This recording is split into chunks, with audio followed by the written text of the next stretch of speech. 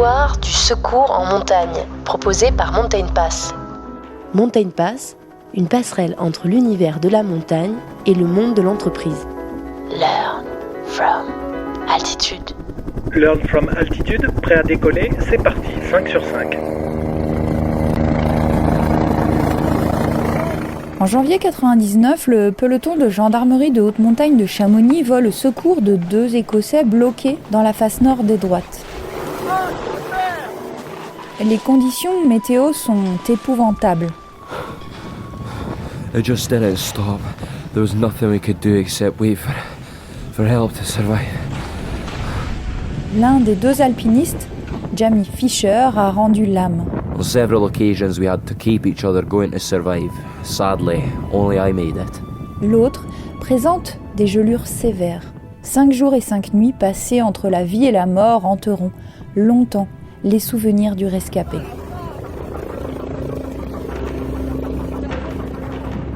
Dès le premier jour, l'hélicoptère avait vite repéré les 2 alpinistes. Treuillé à quelques mètres à peine, Gilles Trousselier, secouriste au PGHM, a bien vu les 2 Jamie encore vivants. Mais l'hélicoptère n'arrive pas à se stabiliser. La tempête s'amplifie et empêche toute nouvelle tentative. Il faudra encore attendre 5 longues nuits et 5 journées éprouvantes pour que le secours soit de nouveau possible. Les jours se succèdent dans le grondement du vent du nord qui souffle à plus de 100 km/h. La température est glaciale. À partir du 4e jour, ils perdent le contrôle de la situation. La toile de tente se déchire. Jamie Fisher commence à perdre conscience et Jamie Andrews s'endort. C'est la fin, pensa-t-il. Au lever du soleil, le 5e jour, il est encore vivant, mais son compagnon a rendu son dernier souffle. Le ciel est maintenant au repos, le vent est tombé. L'hélicoptère apparaît de nouveau. Un bonhomme en bleu descend vers lui en rappel. At that moment, I knew I was going to make it, but I also knew my feet and hands were totally frozen. À ce moment-là, j'ai su que je survivrais. Mais je savais aussi que mes mains et mes pieds étaient gelés. Alain Iglesias, secouriste au PGHM, lui tend un thermos de thé et l'aide à boire délicatement. Les premières gouttes de chaleur depuis 5 jours. Vous l'évacuez sur Chamonix ou sur Salanches ? Chamonix ? Où est-ce que je la récupère ? À la DZ ? À l'hôpital à Chamonix ? D'accord. Le voilà maintenant à l'hôpital. Des gens s'agitent autour de lui, médecins et infirmières. Il est plongé dans un bain d'eau chaude. Peu à peu, il remonte vers la vie. Il comprend vite qu'il va perdre une bonne part de ses doigts de pied et de main, mais l'amputation vient comme un soulagement de ses souffrances. Tout juste rétabli, Jamie, équipé de prothèses, réapprend à marcher et à courir. Plus étonnant encore, il apprend à utiliser ses moignons comme des mains, de façon à reconquérir son autonomie.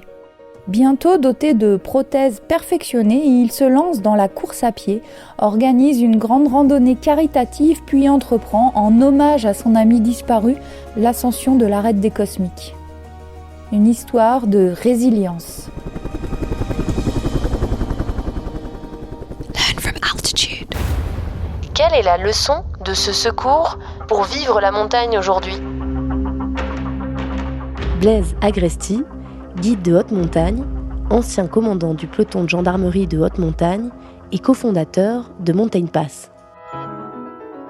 Bonjour Blaise. Bonjour Jessica. Donc la compagne de Jamie doit prendre son courage à 2 mains avant de lui rendre visite à l'hôpital. Il dira même « je me suis senti coupable de lui avoir fait ça ». Donc comment on se relève de la culpabilité d'imposer les conséquences d'un tel drame à sa famille ? Alors là on est sur quelqu'un qui est vivant, donc on a la conscience, mais c'est vrai que quand nous on accueille au PGHM des familles, en fait c'est là où on mesure, nous on a la triste et le difficile rôle d'accueillir les familles en ayant à écouter ce discours de le changement de vie qui est imposé par un choix personnel de gravir une montagne.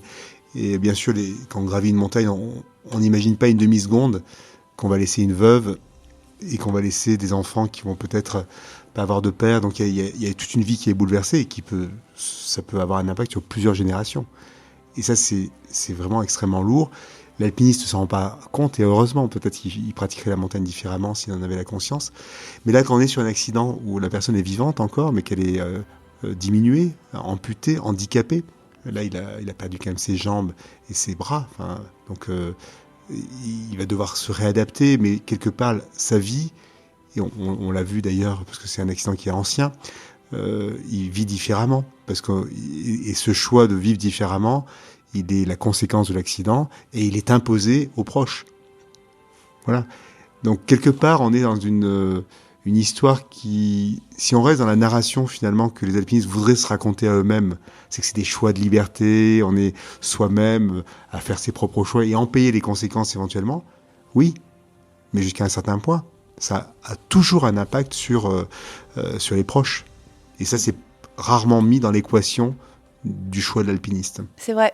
Et l'histoire de Jamie, c'est une histoire de résilience, parce qu'on sait qu'après, il a pu se marier, il a gravi des montagnes, il a rebondi, en fait. Alors, ce qui est extraordinaire dans plein d'accidents de montagne, c'est comment c'est... J'ai un autre exemple qui est celui d'Yves Matelin, qui est un gendarme du PGHM, qui a eu un accident très grave. Et ce chemin, il est très douloureux. Parce qu'il faut renoncer à ses rêves de gosse, quelque part. Tu ne feras pas vraiment comme tu avais imaginé.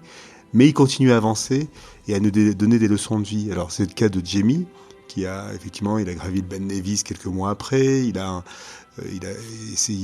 allé au Cervin. Il a refait avec Alain Iglesias, qui était son sauveteur. Ils avaient refait l'arrêt des Cosmiques et on avait été présents ce jour-là à les accompagner. Donc on a vécu ensemble cette ascension qui était hyper touchante parce qu'on est dans quelque chose qui est une reconstruction. Tu jettes ce mot de résilience qui est tellement d'actualité par rapport à ce qu'on observe du monde. On a à la fois cette sortie du Covid qui a montré que ce sujet était central, comment on arrive à collectivement vivre en étant plus résilient, comment on est moins dépendant finalement de flux internationaux pour que ce soit pour des médicaments, des traitements, mais aussi en termes de ressources, tout type de ressources. Donc la question de la résilience, elle est fondamentalement au cœur de l'actualité parce que on a vécu une période de l'histoire où on l'avait écarté ce sujet. La prospérité économique, la paix dans le monde a fait que cette question de la résilience, on l'a mise de côté. On voyait bien qu'il y avait ce mot qui sortait un peu quand on écoutait Boris Cyrulnik sur la souffrance des enfants. Ce mot, il était déjà utilisé par des experts, notamment de la souffrance des enfants, de la souffrance des adultes, etc. Mais là, on a changé de dimension avec la crise en Ukraine et la guerre en Ukraine. Et ce sujet de la résilience de l'Europe, de cette capacité à absorber ce drame dans les mois et années qui viennent, ça va être un sujet central. Et alors, à petite échelle, on a cette histoire de Jamie qui, à son petit niveau à lui, donne des leçons de courage. Et la résilience, peut-être que l'idée qu'on pourrait évoquer, c'est que cette résilience, elle ne va pas sans courage. Et le courage, c'est quelque chose qui est une des vertus humaines les plus essentielles. Parce que sans courage, on ne prend pas de décision. Sans courage, on ne change pas des enjeux. On n'essaie pas de prendre un chemin plus vertueux. On n'essaie pas de soi-même s'appliquer un certain nombre de principes et de règles. Donc en fait, ça ouvre un grand sujet. La résilience et le courage, pour moi, sont deux idées qui sont complètement en relation. Tout à fait. Puis deux idées qui peuvent s'appliquer à notre vie professionnelle ou aux entrepreneurs que nous sommes parfois. Résilience et courage, alors. Ça serait ton conseil C'est pas forcément un conseil, c'est de dire que ça devient un sujet majeur. C'était un sujet qui était sur le côté, qui était un sujet qu'on avait rangé dans le domaine de la psychologie, de la psychiatrie, dans la manière de finalement... voilà. Et là, ça se réinvite comme un sujet politique, géopolitique. C'est comment l'humanité... Alors là, on peut fixer sur l'Europe par rapport à l'Ukraine, mais si on parle de manière plus large, comment l'humanité va se réadapter à tous ces nouveaux enjeux. Alors le climat est un sujet extrêmement lourd de conséquences, mais au-delà des enjeux du climat, c'est comment on va vivre ensemble demain. Et le sujet de Jamie, c'est vrai que je dis que c'est une petite leçon pour un alpiniste, parce que est-ce que j'ai le courage de m'adapter à une réalité qui m'est imposée de l'extérieur, en fait, qui est celle de l'accident. Je crois qu'on a une idée de la liberté qui est qu'on a la maîtrise de tout. On a essayé de se construire une idée de la liberté qui était celle de la maîtrise de ses choix. Mais ça, c'est au pays des bisounours. Ça voudrait dire qu'on vit sur une planète où il n'y a pas d'interaction, il n'y a pas de contraintes, il n'y a pas de dimension plus grande. Et l'alpiniste, il est dans cette bulle-là, en fait. Il croit qu'il fait ses choix, il gravit son sommet, etc. Et il essaie d'écarter, en fait, toutes les problématiques qui sont autour de lui. Et voilà. Mais quand même, il faut repartir sans ses pieds, sans ses mains. Ça, c'est l'histoire de Jamie. Et demain, si on étend un peu la leçon de cette expérience-là, c'est comment moi je réavance, Blaise, Jessica, la France, le pays, de manière chacun plus large, comment j'avance sans mes pieds et sans mes mains. Parce que demain, on sera peut-être concerné par ce sujet-là. Comment une Europe avance avec des ressources en moins, qui seront peut-être un coût de l'énergie qui sera inaccessible, peut-être avec des fragmentations sociales qu'on n'imagine pas. Donc ce sera comment j'avance sans mes pieds, sans mes mains. Et toutes ces personnes qui ont vécu le handicap de manière extrêmement brutale, du jour au lendemain, paf, accident, je perds mes pieds, mes mains. Donc je pense notamment à Philippe Croison, qui est ce nageur qui traverse toutes les mers en étant lui-même amputé comme Jamie. Mais c'est des extraordinaires leçons de vie. Et d'abord, il reste optimiste, il reste heureux. Donc il y a une dimension morale. Il faut avoir la volonté, l'envie de vivre. Et ça, c'est la première leçon, c'est que c'est précieux, ce sentiment de vie, cette pulsion de vie. Il faut la nourrir, l'entretenir et pas la banaliser, elle est fondamentale. Et il y a de la joie. Jamie, Yves Matelin, Philippe Croison, eux-mêmes portent de la joie. C'est dur, ils prennent sur eux-mêmes, mais il y a cette dimension-là, donc c'est très moral. C'est cette capacité à porter une volonté. Et ensuite, il y a la partie très pratique, c'est que je vis différemment.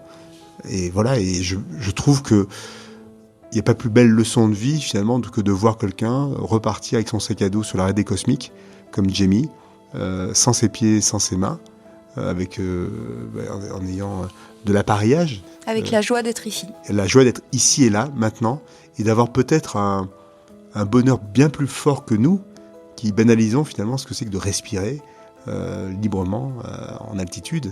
Mais quand on voit ce que c'est que cette valeur-là, je le dis avec toute cette sensation de ce qui se passe en Ukraine, en pensant à ces familles ukrainiennes, ces enfants ukrainiens qui sont sous les bombes, qui ne peuvent plus de respirer librement.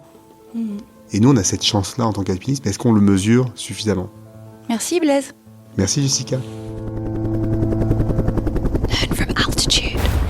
Learn from altitude, un podcast produit par Mountain Pass et réalisé par Globule Radio.